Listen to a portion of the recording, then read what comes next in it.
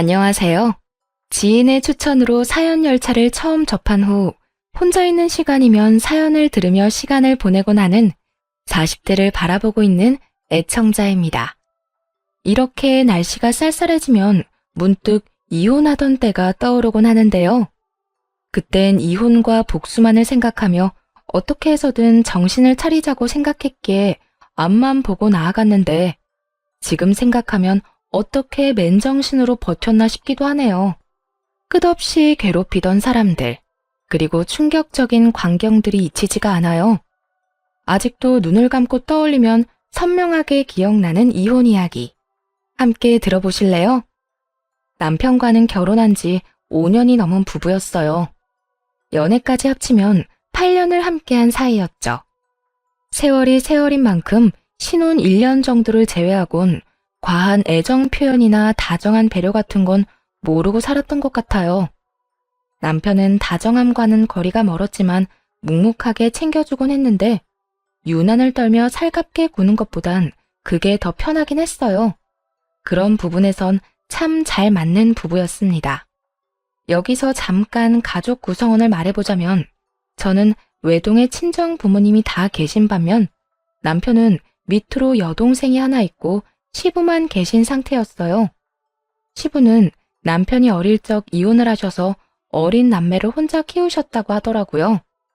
처음 그 이야기를 들었을 땐 남편 혼자서 어린아이 둘을 키운 것이 녹록지 않으셨겠다고 생각했는데 살다 보니 오죽했으면 시모가 어린애들까지 두고 이혼했을까 싶더라고요. 시부는 이 여자 저 여자 오는 여자라면 마다하지 않고 만나고 했거든요. 저희가 8년을 함께할 동안 시부가 갈아치운 여자만 해도 제 손가락이 모자랄 지경이었으니까요. 시누이는 오죽 이 꼴이 보기 싫었으면 22살 어린 나이에 시집을 가버리곤 친정과는 연락도 거의 하지 않고 산다고 하더라고요. 정확히는 시부와 말이에요. 이런 시누이와는 달리 남편은 시부의 회사에 일을 하고 있었고 그래서 시부와 교류는 하고 있지만 마찬가지로 별 관심은 없는 편이었어요.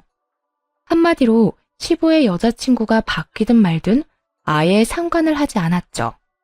여보, 이번에 아버님 여자친구 또 바뀌신 것 같더라. 이번엔 9살이나 어리다고 하시던데. 그래? 이번엔 어리니까 반년은 만나겠네. 당신은 아버님이 만나는 사람 궁금하지도 않아? 어떻게 반응이 그렇게 무미건조할 수 있어, 매번. 이 물음에 남편은 대수롭지 않다는 듯 남 이야기하듯 이렇게 말하더군요. 당신이야말로 매해 바뀌는 여자친구들이 매번 그렇게 궁금해? 난 누굴 만나든지 얼마나 만나는지 이제 궁금하지도 않아. 그러니까 일일이 나한테 와서 전할 필요 없어. 어차피 호적에 올리는 것도 아니잖아. 살림이라도 차려서 산다고 하면 좀 궁금할 것 같긴 하다. 하긴 아버님 여자친구는 그렇게 자주 바뀌면서 절대 살림은 안 차리시더라. 그냥 밖에서 깔끔하게 연애만 딱 하고 끝. 그것도 참 대단한 것 같긴 해. 대단하기는 개뿔. 나중에 책임질 일 만들기 싫어서 그렇겠지. 본인 재산 빼갈까봐 걱정되는 거겠지 뭐. 하여튼 당신도 신경 쓰지 마. 그냥 그러려니 하란 말이야. 알겠어. 남편의 말이 틀린 것도 아니었어요. 시부에겐 가지고 있는 재산이 꽤 있었는데 그것 때문인지 여자를 만나긴 해도 절대 살림까지 차리는 법이 없었고 여자 쪽에서 과한 요구를 해온다 싶으면 칼같이 자르고 만남을 끊어버리더라고요. 이렇듯 시부 스스로가 알아서 처신하니 큰 신경은 쓰지 않으며 지내고 있었어요. 그러던 어느 날 시부가 함께 살고 싶은 여자가 생겼다며 식구들에게 알려왔어요. 처음엔 좋은 일이라 생각했습니다. 갑작스럽게 시모라는 존재가 생기는 건 조금은 불편한 일일 수도 있겠지만 시부를 생각하면 한 여자와 함께 남은 생을 살아가는 것이 더 좋겠다 싶었으니까요. 그래서 남편과 환영 꽃다발을 준비해서 함께 시댁으로 갔는데 충격에 빠질 수밖에 없었습니다.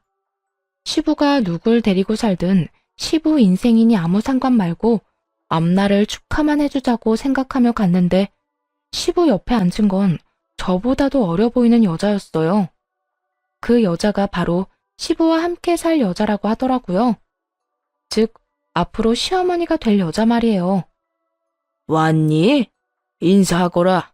앞으로 나랑 같이 살 사람이야.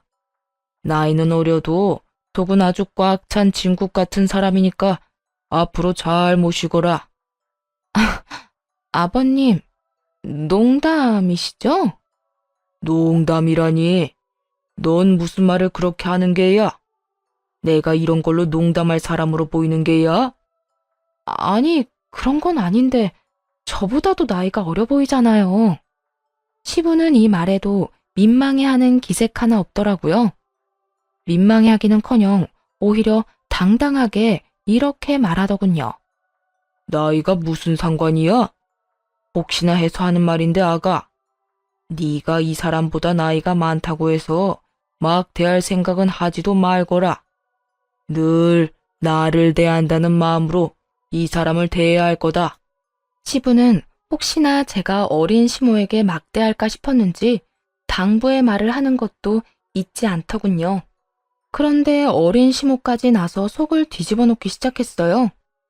에이, 오빠. 나 부담스럽게 왜 이래. 며느리님, 반가워요. 앞으로 우리 잘 지내봐요. 시어머니가 며느리한테 존댓말하는 집안이 어디 있어? 아직 호적은 안 합쳤어도 같이 살면 어머니 시어머니인데 말부터 편하게 하도록 해. 천천히요. 아무리 그래도 오늘 처음 봤는데 다짜고짜 말 놓으면 기분 좋겠어요? 몇 번 더 보고 내가 알아서 편히 대할 테니 오빤 그냥 지켜만 보세요. 그간 시부의 여자친구들을 몇 번 본 적이 있었는데 이런 식으로 시부가 편을 들고 나선 적은 처음이었어요. 이거 정말 큰일이다 싶더라고요. 시부는 어린 시모에게 아주 푹 빠진 듯 했고 무어라 말을 해도 통하지 않을 것이 분명했죠. 시누이는 어린 시모를 보고 조금 놀란 듯 했지만 이내 체념한 듯 아무 말도 하지 않고 돌아가 버렸고 남편은 아예 관심도 없다는 듯 시부 쪽으론 보지도 않더라고요. 상황이 그렇게 되자 눈앞이 깜깜해진다는 말이 확 와닿더군요. 눈앞뿐만이 아니라 제 앞날도 캄캄해지고 있었고 말이에요. 어린 시모는 저희가 앞에 있는데도 불구하고 시부 옆에 딱 붙어 앉아 애교를 부리느라 정신이 없어 보였고 시부는 그런 시모에게서 눈을 떼지 못하더라고요.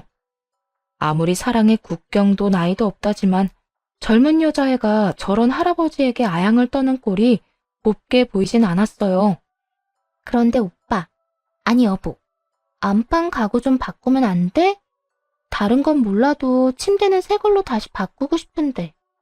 꼭 비싼 건 아니어도 괜찮으니까 좀 바꿔요. 네? 뭘 그런 걸 묻고 그래? 바꾸고 싶은 건 다 바꿔도 되니까 알아서 해. 원래 살림은 안 사람이 알아서 다 하는 거야. 정말이요? 아, 좋아라. 그러면 주방에 식기도 좀 바꿔야겠다. 우리 언제 사러 갈까요? 여보, 언제 시간 돼요? 난 바빠서 안 되고 카드 줄 테니까 가서 사고 싶은 걸로 다 사와. 돈은 걱정하지 말고 말이야. 오빠 최고. 아니, 우리 여보 최고야. 고마워요. 집안에 들어온 첫날부터 저런 짓거리를 해대는데 속내가 훤히 보여 미간이 절로 찌푸려지는 그런 상황이었죠. 무슨 정신으로 시댁을 나와 집으로 돌아왔는지도 모르겠어요. 어느 순간 정신을 차려보니 거실 소파에 남편과 나란히 앉아있더라고요. 정신이 돌아 남편을 붙잡고 대화를 시작했어요. 여보, 아버님 어떻게 할 거야? 아까 그 여자 그냥 둘 거야? 그러면 어떻게 해? 아버지가 데리고 살 거라는데. 지금 남 이야기하니? 어떻게 지금 이 상황에서 그렇게 태어날 수가 있어? 아까 그 여자 나보다 어린 여자야. 거기에다 아버님이랑 같이 살 거라고 하잖아. 당신은 그 젊은 여자가 우리 아버님이랑 살겠다고 저러는 속내를 모르겠어? 설마 정말 사랑한다고 생각하는 거 아니지? 아, 진짜 사랑일지 아닐지는 지켜보면 알겠지. 지금 당신처럼 흥분한다고 해결되는 것도 없으니까 그냥 좀 지켜보자. 남편의 말이 틀렸다는 건 아니지만 지나치게 태연한 그 태도가 이해가 되지 않더라고요. 자칫 잘못하면 꽃뱀 같은 여자에게 시부가 크게 당할 수도 있는 상황인데 지켜보자는 말만 하고 있으니 답답하기도 했고요. 아, 진짜 난 이해가 안 된다. 물론 당신 말이 틀렸다는 건 아니야. 그래, 기다리다 보면 그 여자가 어떤 속셈으로 아버님 옆에 있는 건지 알 수 있겠지. 그런데 그 사이에 일이라도 벌어지면?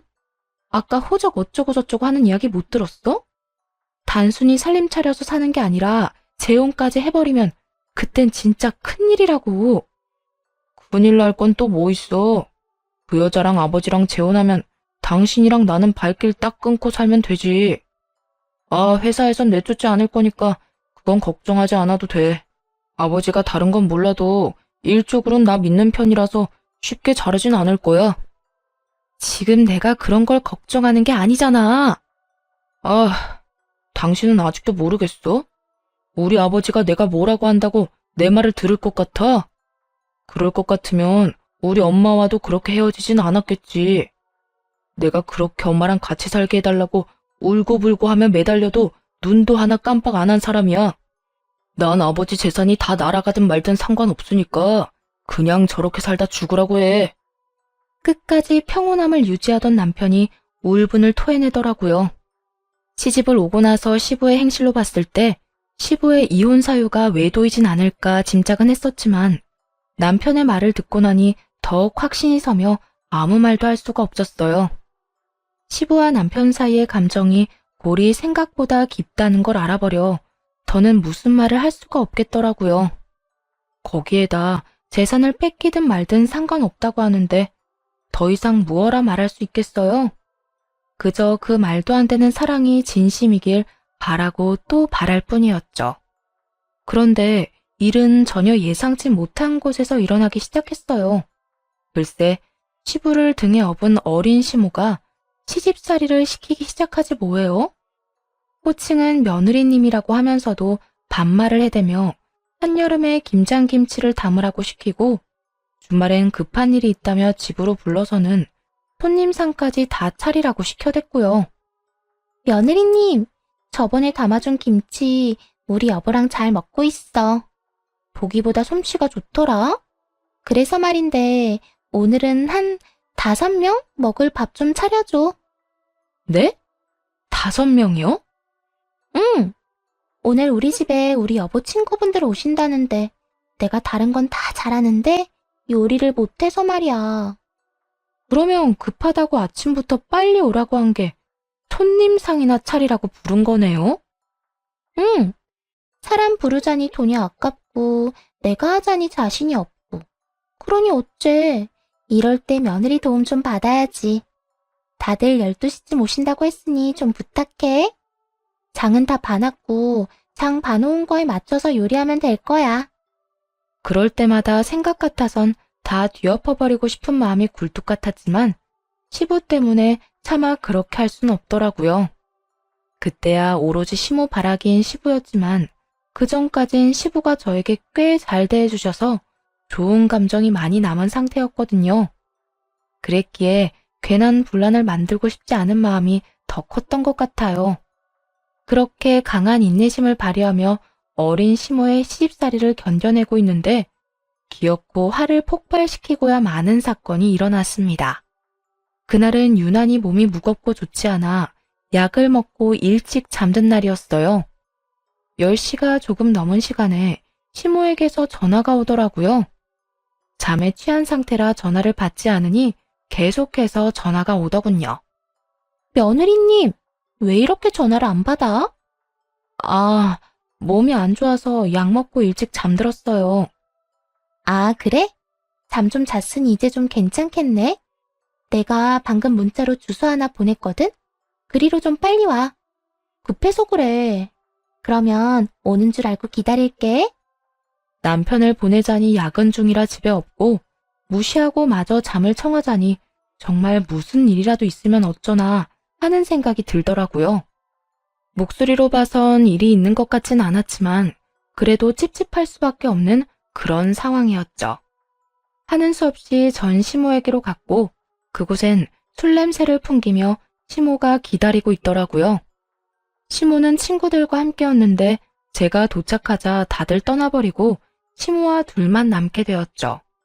같이 이차나 가자고 부른 건 아닐 거고, 이 시간에 왜 부른 거예요? 보다시피 내가 술을 먹어서 말이야. 대리를 부르긴 해야 하는데 대리 부르자니 돈이 아깝고 세상이 너무 험하기도 하고 말이야. 이럴 때 며느리 덕 좀 보려고 불렀지. 운전은 잘하지? 나 집까지 좀 부탁해. 순간 화가 확 오르는데 얼마나 화가 났는지 손까지 떨려오더라고요. 이성의 끈을 놓는다는 게 이런 느낌이구나 하는 생각이 들며 저도 모르게 분노가 터져나왔어요. 야, 너 진짜 제정신 아니구나? 이 시간에 사람 불러다 뭐? 운전은 잘하느냐고? 이게 진짜 아버님 생각해서 웬만하면 참아보려 했더니 선 넘네. 야, 너? 지금 눈이 돌아서 사리분별이 안 되나 본데 이딴 식으로 굴면 앞으로 곤란한 건 며느리님인 거 몰라? 며느리님 좋아하네. 내가 왜 네 며느리야? 나 아직까지 네 며느리 아니거든? 어디서 나이도 어린 게 꼬박꼬박 반말질하는 것도 모자라서 사람을 종부리듯 부려먹으려고 굴어? 불같이 화를 내는데 어린 시모는 언성 한번 높이지 않고 손톱을 탁탁 튕기며 얄미울 만큼 차분히 말하더군요.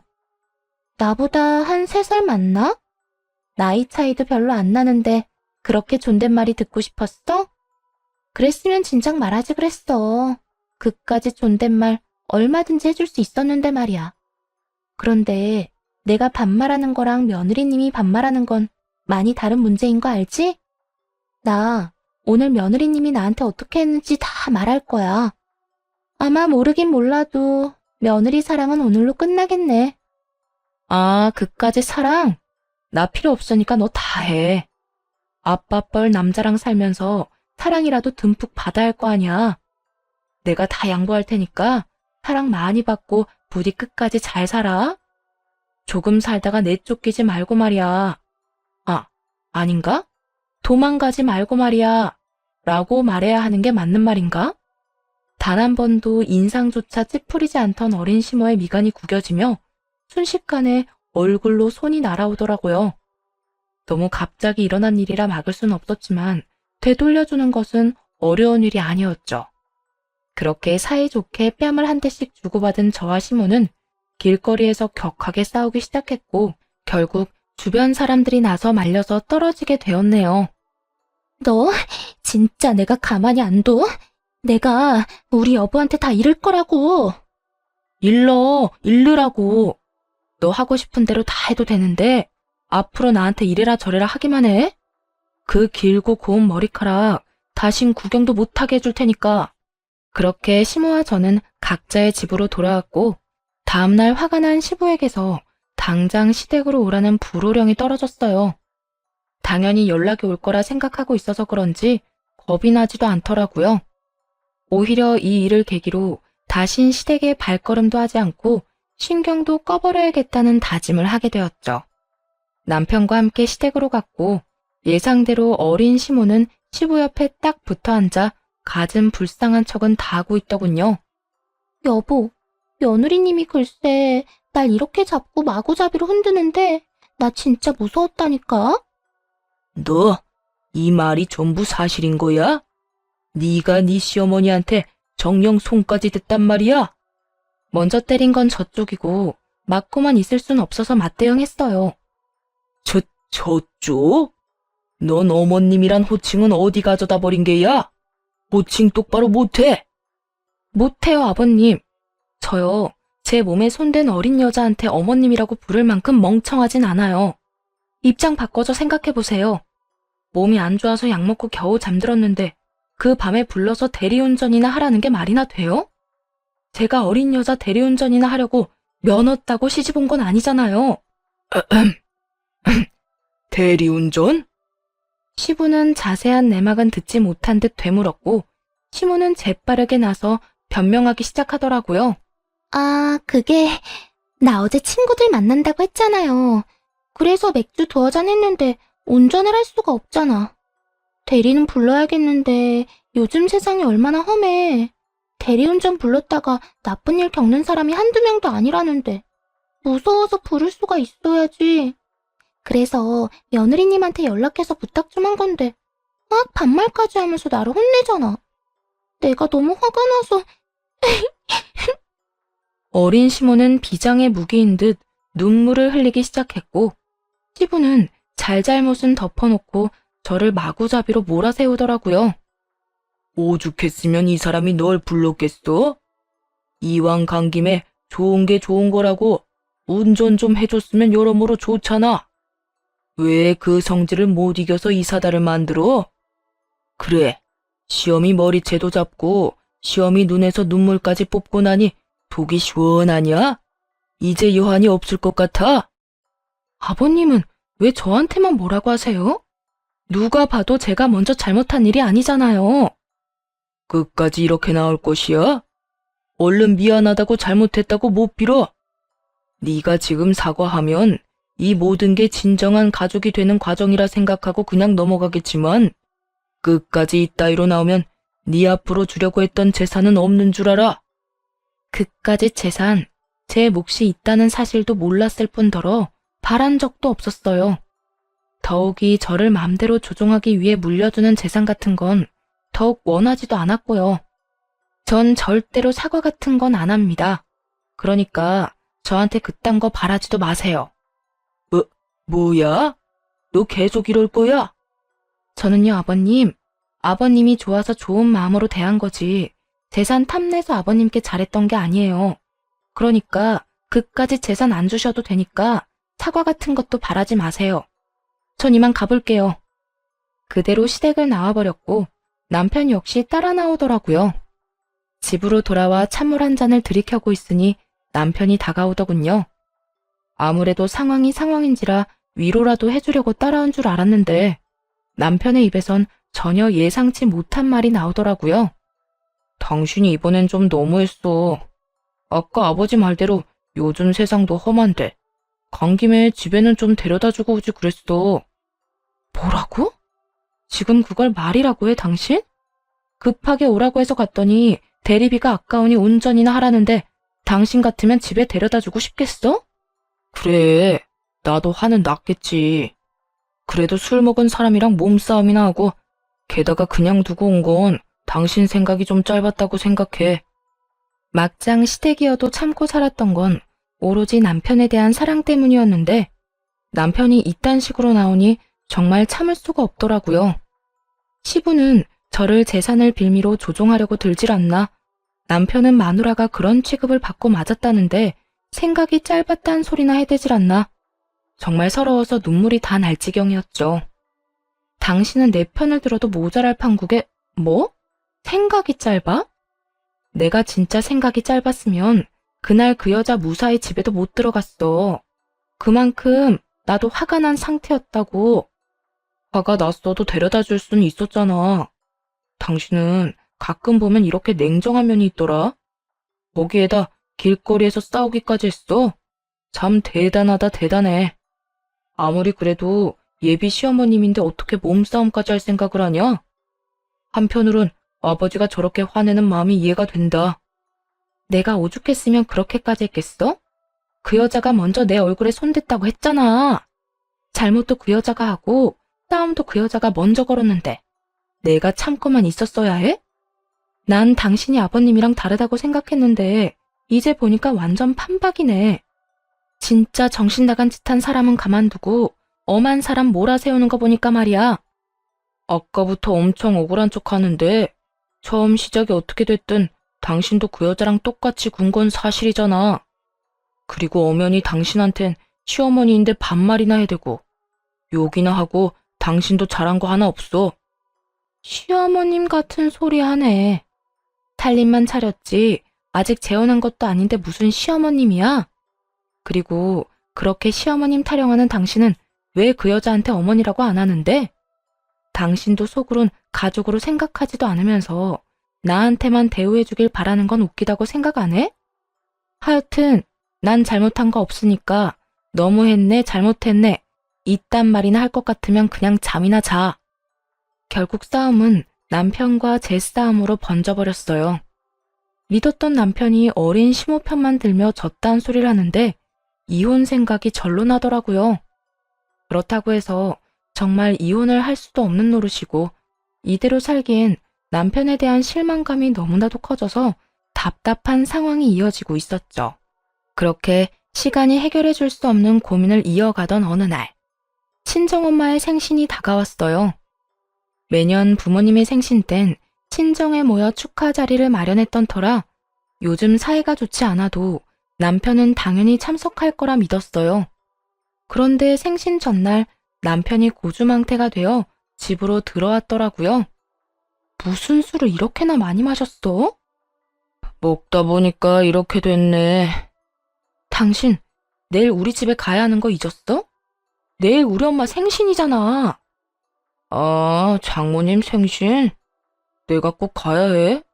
그냥 당신만 가. 아니, 앞으로도 당신만 가. 사실 나 생신 때마다 당신 집에 가는 거 불편하고 귀찮았어. 서로 부모님의 생신이나 행사를 챙기는 거 불편하고 귀찮을 수 있다고 생각합니다. 그런데 그렇지 않아도 좋지 않은 사이에 술까지 먹고 저딴 말을 해대니 기분이 좋지 않더라고요. 더는 저와의 관계 개선을 위해 노력하지 않겠다는 뜻으로 들려서 마지막 남은 희망과 기대마저 산산조각 나는 기분까지 들었어요.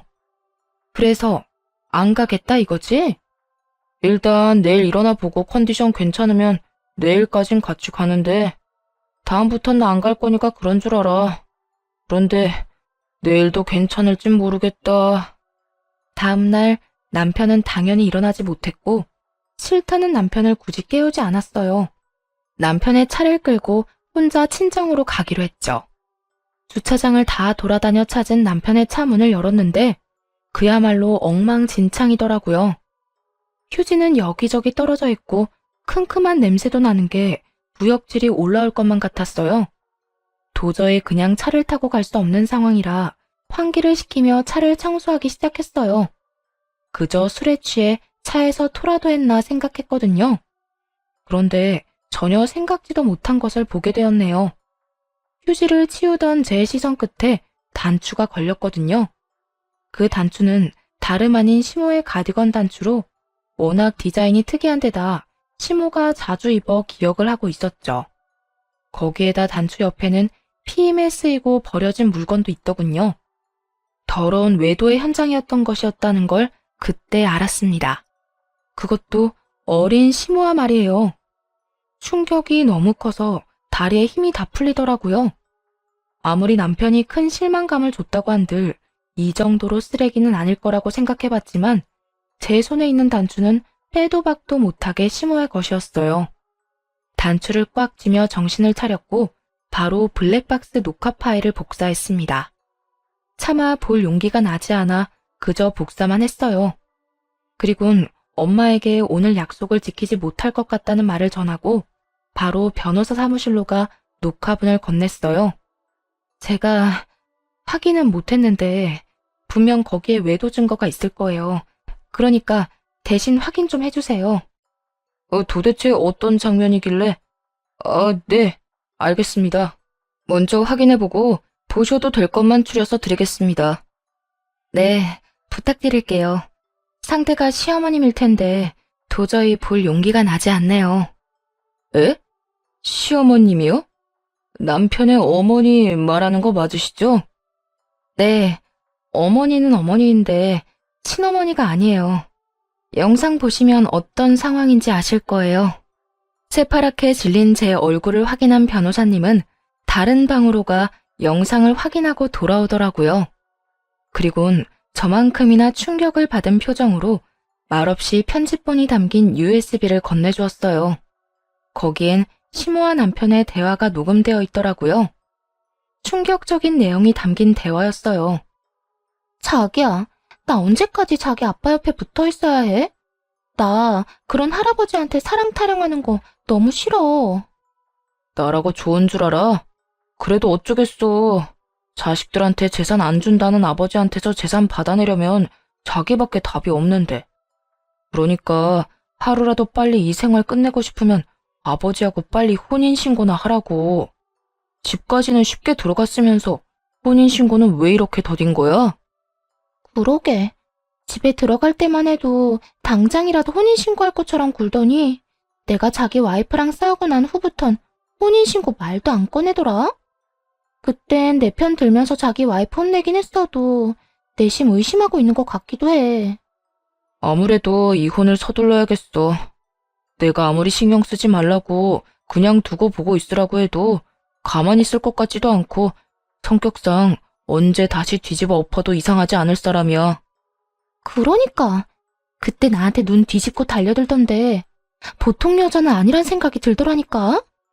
앞으로는 그 여자랑 직접적으로 부딪히지 마. 그때 자기 다친 거 보는데 내가 얼마나 속상했는 줄 알아? 이젠 내가 알아서 다 하고 알아서 이혼할 거니까 자기는 그 노인네나 잘 구워 삶아. 시부는 몇 해 전부터 자식들에게 재산을 물려주지 않겠다고 선언했는데 그 말을 들은 남편이 자기 여자를 접근시켜 재산을 빼돌릴 아주 미친 계획을 세운 것이었어요. 일단 상간녀를 시부의 호적에 올린 후 그 재산을 다 빼돌릴 생각이었더라고요. 그런데 그 계획에 제가 계속 초를 치는 것 같아지자 일부러 저에게 싸움을 걸게 만들어서 이혼하자는 말을 들을 계획까지 세웠던 것이었죠. 어쩐지 시모를 어떻게 할 거냐고 물을 때마다 그저 지켜보자며 제지하더니 이런 이유가 있었더군요. 그것뿐만이 아니었어요. 두 사람은 시부의 사망보험까지 들었더라고요. 그나저나 집에서 모질게 대하고 있지? 얼른 이혼하자는 말 좀 들어봐. 아, 그리고 사망보험은 다 들었어. 내가 보험 이야기 꺼낼 땐 싫은 티 팍팍 내더니 만일의 경우 자기가 보험금 받는 걸로 지정한다고 하니까 어떻게 그렇게 기특한 생각을 다 했냐고 하면서 사인해주던데? 그래? 다른 말은 안 해? 의심 많은 양반이 그렇게 그냥 넘어갔을 리가 없는데. 의심은커녕 내 넓은 마음에 감동했다는 말까지 하더라. 자기 아들 좀 챙겨주니까 순식간에 벽을 허물어버리던데? 정작 아들이 뒤에서 이런 짓까지 하는 줄은 꿈에도 모르고 말이야. 하여튼 앞으로 고생 조금만 더 하자. 이제 거의 다 왔어. 내가 이번 일만 잘 마무리되면 자기 호강시켜줄게. 그러니까 나만 믿고 따라와. 알겠지? 아무리 돈이 좋다지만 이건 정말 아니란 생각이 들었어요. 그리고 자신이 만나는 상간녀를 시부에게 넘긴 남편이나 다 늙은 시부와 붙어먹은 상간녀나 무역질이 나게 대단하단 생각도 했네요. 추악한 진실은 모두 다 드러났고 이젠 어떻게 이 일을 해결해야 할지만 남은 상태였어요. 머릿속에 떠오르는 계획은 여러 가지였지만 우선 시작은 시부에게 알리는 것이었어요.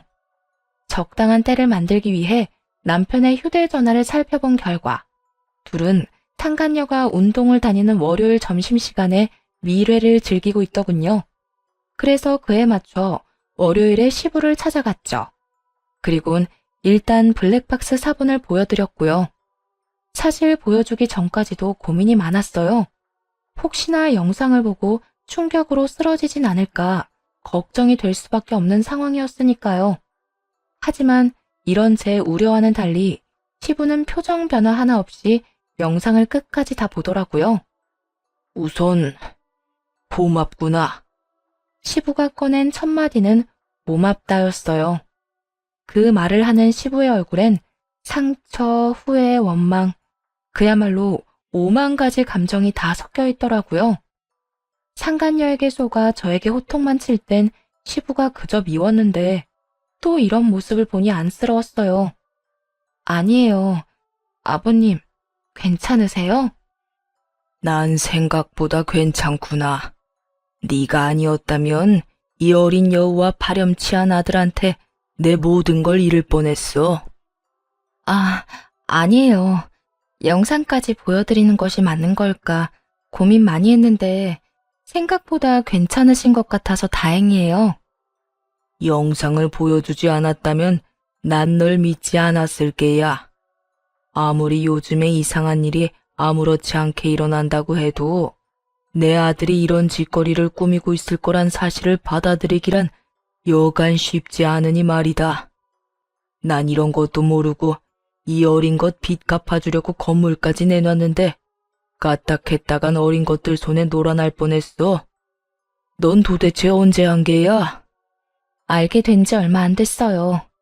차에서 외도 증거들을 발견했고 영상은 차마 볼 용기가 안 나서 바로 변호사 사무실로 가지고 갔거든요. 그래, 그것도 잘한 결정이다. 네 심성으론 견디기 힘들었을 게야. 어쨌든 이혼은 할 게지? 네, 참고 살 수위는 넘은 것 같아요. 외도도 외도지만 저 여자랑 꾸민 짓거리가 소름이 끼쳐서 더는 가족으로 엮어 살고 싶지 않아요. 그래, 네 뜻은 알겠다. 일단 이 빌어먹은 것들부터 부르자꾸나. 시부는 시종일관 차분한 모습을 유지하며 상간녀와 남편을 시댁으로 불렀어요. 그 모습을 보는데 더 무섭게 느껴지더라고요. 마치 폭풍 전야를 보고 있는 기분이었어요. 얼마 지나지 않자 두 사람이 시간차를 두고 집으로 들어왔고 시부는 미리 싸두었던 상간녀의 짐을 건네주었어요. 여보, 이게 뭐예요? 웬 짐이에요? 보면 몰라? 자네 짐이잖아. 그 짐 챙겨서 당장 나가. 네? 나가라니요? 내가 뭐 잘못했어요? 잘못한 게 있으면 말해줘요. 나 다 고칠 수 있어요. 상간녀는 눈물까지 글썽이며 애원을 했지만 시부는 조금의 흔들림도 없이 상간녀를 그저 노려보았어요. 상황이 심상치 않자 남편이 나서기 시작했어요. 아버지, 무슨 일 있으세요? 언짢은 일 있으시면 말씀을 하셔야지 다짜고짜 나가라고 하면 상대방이 얼마나 당황스럽겠어요. 화 좀 가라앉히시고 차분히 말씀해 보세요. 도대체 무슨 일로 이렇게 화가 나셨는지 말이에요. 가만히 있으면 절반은 간다는데 남편은 눈치도 없이 기어코 말을 보태 시부의 화를 돋우고 있었어요. 넌 닥치지 못해? 감히 아비 등의 비속 꽂을 계획이나 세운 놈이 어디서 말을 섞으려 들어? 아무리 아비 재산이 탐이 났다고 해도 네가 만나는 더러운 여자까지 아비 옆에 붙이는 게 정상적인 인간이 할 짓이야? 그게 무슨 말씀이세요? 제가 무슨 아버지 등의 비속 꽂을 계획을 세워요?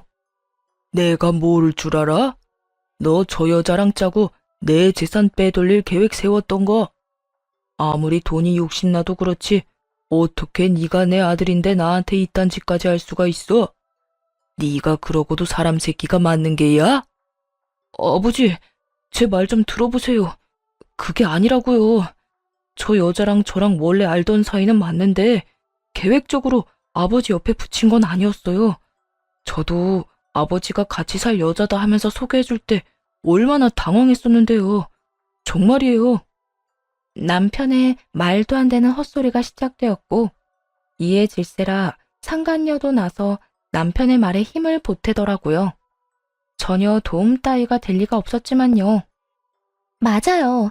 사실 아드님이랑 아는 사이긴 했지만 여보랑 제 만남과는 전혀 상관이 없다고요. 그렇게 친한 관계도 아니었고 그냥 어쩌다 보니 이름하고 얼굴만 아는 그런 관계였다고요. 그냥 아는 관계? 아무래도 말로는 순순히 실토를 하지 않을 것 같으니 둘 다 이것부터 보고 다시 이야기해보자꾸나. 시부는 도저히 안 되겠다 싶었는지 블랙박스 녹화본을 두 사람에게 보여주더라고요. 차마 맨정신은 듣기 힘든 소리들이 울려 퍼지고 두 사람의 얼굴은 타색이 되어 갔습니다. 이래도 그냥 아는 사이라 우길 게야? 시부는 고함을 지르셨고 남편은 그 자리에서 얼어붙어 아무 말도 못하더군요. 상간녀도 별반 다르진 않았어요. 시부가 고함을 지르자마자 눈도 마주치지 못하고 있더군요. 시부는 다시금 상간녀를 보며 당장 나가라고 호통을 치기 시작했습니다. 다 보고 들었으면 더는 이 집에 있으면 안 될 거라는 걸 알 텐데 뭘 버티고 있는 게야? 얼른 나가지 못해? 상간녀는 코너에 몰리긴 했는지 바닥만 보던 고개를 들어 시부를 똑바로 보며 돈을 요구하더군요. 나가지 말라고 붙잡아도 나가줄 테니까 돈은 주세요. 돈? 지금 나한테 돈을 요구할 입장이라고 생각하는 거야? 돈 요구하는데 입장이 뭐가 필요해요? 급하면 달라고 할 수 있는 거지. 어차피 내 빚을 갚아주려고 건물 팔 계획이었던 거 다 알아요. 그간 나도 나이 많은 남자 비위 맞추느라 많이 힘들었거든요. 그동안 나 때문에 행복했으니 그 값으로 돈이라도 주세요. 돈 안 주면 난 못 나가요. 곱게 내보내줄 때 나가는 것이 신상에 좋다는 걸 상간녀는 전혀 모르는 듯 하더라고요. 그렇지 않고서야 그런 상황에 돈까지 요구할 리는 없었을 테니까요. 돈을 요구하는 상간녀의 목소리엔 당당함이 흘러넘쳤고 시부는 기가 막히는 상간녀의 행동에 오히려 침착함을 되찾는 듯 차분한 목소리로 말했습니다. 웬만하면 조용히 끝내고 싶어서 그냥 내보내주려고 했거늘 어찌 저렇게도 멍청하게 구는 건지. 누가 조용히 끝내고 싶다고 했어요? 난 조용하든 시끄럽든 아무 상관도 없고 돈만 있으면 된다고요. 그러니까 주려고 했던 돈만 내놓으라고요. 상간녀는 정신이 나가버린 사람처럼 돈 타령을 시작했고 시부는 저에게 경찰을 부르라고 하더라고요. 더는 말이 통하지 않을 것 같다면서요. 아가야, 경찰 좀 부르거라. 아무래도 말도 통하지 않을 것 같고 조용히 끝내는 것도 힘들 것 같으니. 경찰 이야기가 나오자 상간녀는 더욱 날뛰기 시작했고 대꾸도 하지 않고 그냥 경찰을 불렀네요. 생각보다 더 빨리 출동해주신 경찰분들은 상간녀를 끌고 나갔고 그 와중에도 남편은 계산이 얼마나 빠른 것인지 자신이 사랑하는 여자가 끌려가는 모습을 그저 지켜만 보더라고요. 아예 모르는 사람을 보든 말이에요. 참 한심했습니다. 결혼한 저를 배신하고 만난 여자를 돈 때문에 다른 사람의 품으로 보내더니 이렇게 엉망진창인 상황이 되자 이번엔 무시하는 게요. 참 상황에 따라 버리기도 쉬운 사랑이다 싶었네요. 한 차례 폭풍이 지나가고 난 후 남편은 눈치를 살피며 어떤 말도 못하고 있더군요. 시부는 그런 남편에게 다가올 미래에 대해 말해주었어요. 넌 회사에 더는 출근할 필요 없다. 내가 회사에 미리 말 다 해놓았고 퇴직금은 일단 내가 보관해두다가 이혼할 때 돌려줄 테니 위자료로 쓰거라. 그리고 집도 아가 명의로 바꿨으니 내가 사준 집에도 갈 필요 없어. 앞으로 어디서 뭘 하고 살든지 간에 상관하지도 않고 안심도 가지지 않을 테니 마음대로 살아. 최후의 통첩을 받은 남편은 마지막 발악을 하기 시작하더군요. 제가 정말 잘못했어요. 아버지 회사랑 재산은 당연히 저한테 물려주실 거라 생각했는데 아무한테도 안 물려준다고 하시니까 홧김에 그랬어요.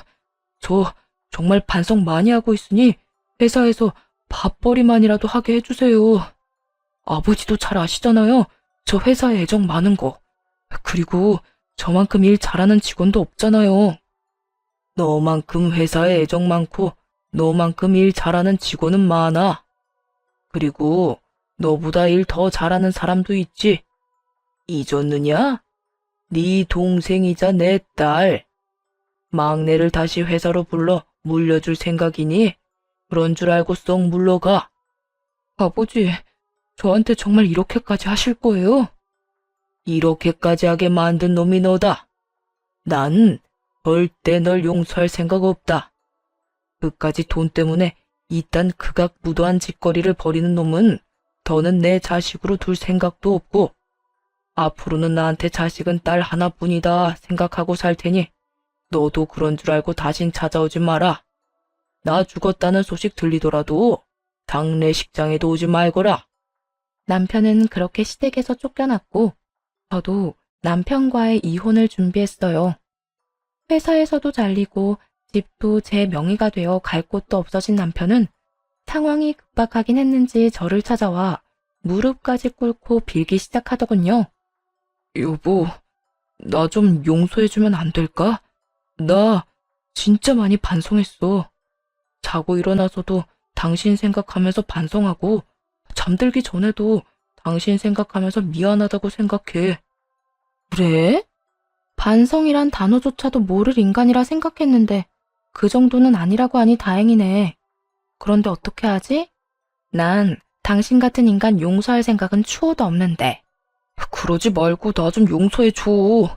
나 요즘 너무 힘든데 당신이 없어서 더 힘들어. 이럴 때 당신이 내 옆에서 힘이 좀 되어주면 안 될까?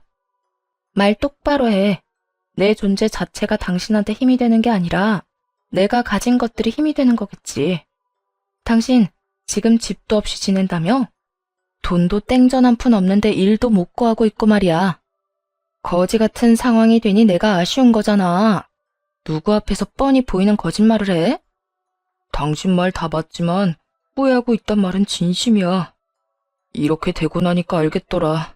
나 당신 진짜 사랑해.